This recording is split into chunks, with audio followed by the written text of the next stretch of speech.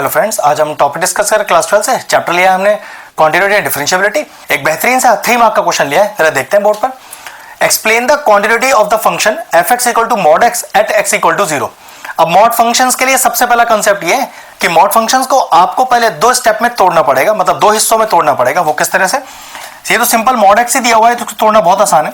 कोई भी फंक्शन जो मॉड में हो वो पूरा एक बार पूरा का पूरा पॉजिटिव होगा और एक बार पूरा का पूरा नेगेटिव।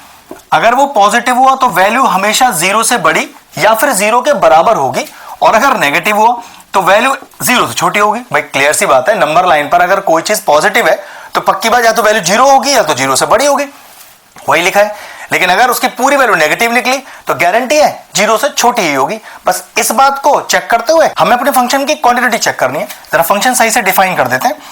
तो F X is equal to क्या लिखें भाई, अगर वो x है तो ग्रेटर देन इक्वल टू 0, और अगर वो माइनस एक्स है तो लेस देन 0। बस क्वांटिटी कैसे चेक करते हैं उसका तो एक रटा हुआ स्टेप है, उस स्टेप को आप ध्यान रखिए। तो किसी तरह का क्वेश्चन क्वांटिटी का हो इसी तरीके से होगा। तो सबसे पहले क्वांटिटी क्या निकालते हैं? हम निकालते हैं LHL, लेफ्ट हैंड लिमिट। इसका प्रेजेंटेशन कैसा होता है? Limit x tends to 0 minus, ध्यान रखना 0 पर चेक करना है इसलिए 0 आया, और ये माइनस डिनोट कर रहा है कि LHL मतलब लेफ्ट हैंड लिमिट। तो प्रेजेंटेशन कैसा होता है? fx। फिर अगले स्टेप पर लिमिट h टेंड्स टू 0, ध्यान रखना ये लिमिट h टेंड्स टू 0 ही लिखना है अपने को, क्वेश्चन कोई सा भी हो अपने पास, ठीक है। फिर यहां क्या चेंजेस आएंगे? f 0 माइनस h, मतलब जिस पर चेक करें वो माइनस और h, हमेशा ऐसा ही होगा हर कंसेप्ट में और हर क्वेश्चन के लिए, ठीक है। अब चेक करिए 0 से माइनस लिखा है ना, तो 0 से छोटा फंक्शन, तो ध्यान रखो x की वैल्यू 0 से बड़ी या 0 से बराबर तो इसे यूज करना है, और x की वैल्यू अगर 0 से छोटी है तो ये फंक्शन यूज करना है। हम कह रहे हैं भाई 0 से छोटा, 0 माइनस इज 0 से छोटा, तो पक्की बात है फंक्शन कौन सा इस्तेमाल होगा? माइनस का x। लेकिन जो x है वो तो अब 0 माइनस h बन चुका है, तो जहां जहां x आना है वहां आप 0 माइनस h लिख दीजिए।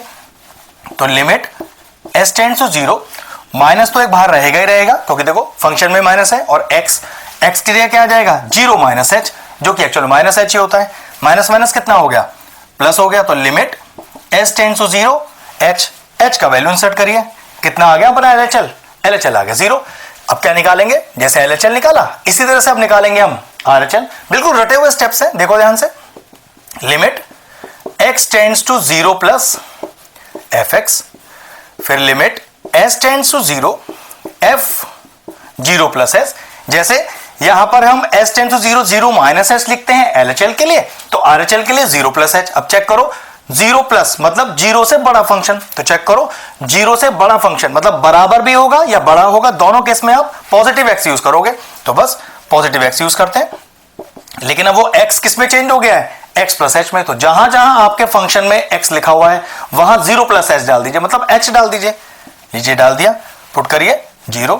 चेक करिए क्या LHL RHL बराबर तो नहीं हो गया, तो आप लिखोगे कि since LHL is equal to RHL, hence the given function fx is continuous at x is equal to 0। Question finish हो गया। कह रहा है एक्सप्लेन द कॉन्टिन्यूटी, तो कॉन्टिन्यूटी क्या है कि yes the function is continuous at x is equal to 0। Question finish. अगर इस तरह के और इंटरेस्टिंग वीडियोस देखना चाहते हैं तो चैनल की प्लेलिस्ट में जाएं, वहां क्वांटिटी एंड डिफरेंशिएबिलिटी की सेपरेट प्लेलिस्ट बनी हुई है, वो प्लेलिस्ट में एंड स्क्रीन में भी डाल दूंगा, और सारे इंपॉर्टेंट चैप्टर्स की प्लेलिस्ट के साथ जाके उन्हें भी चेक कर लीजिएगा। एक ट्रिकी सा 3 मार्क का क्वेश्चन था, फिनिश हो गया। वीडियो फिनिश करते हैं।